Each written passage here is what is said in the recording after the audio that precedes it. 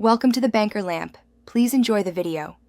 In this video, I will show you how to make frame videos in Alight Motion. First, launch the Alight Motion application on your device. Then, tap the large plus icon to start a brand new project. Select your preferred aspect ratio, perhaps 16:9 for a widescreen look, and choose a suitable resolution. After setting up your project, import the video clip you wish to frame into the timeline. Make sure to trim or extend it to your desired length, ensuring it fits your creative vision perfectly. Next, we will add the frame overlay.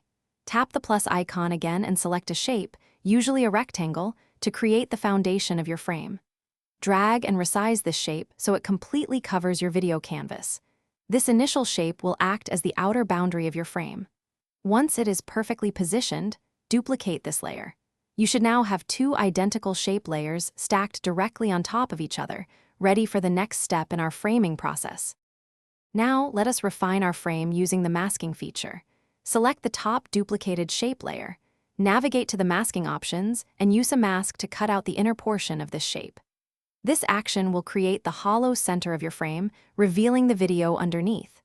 To give your frame a polished look, apply a stroke effect to this newly masked layer.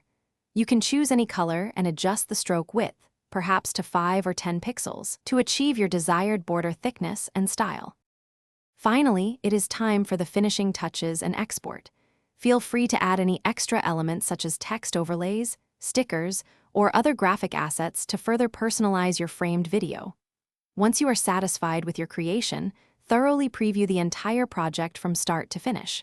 Check that all elements, including your video and frame, are perfectly aligned and timed.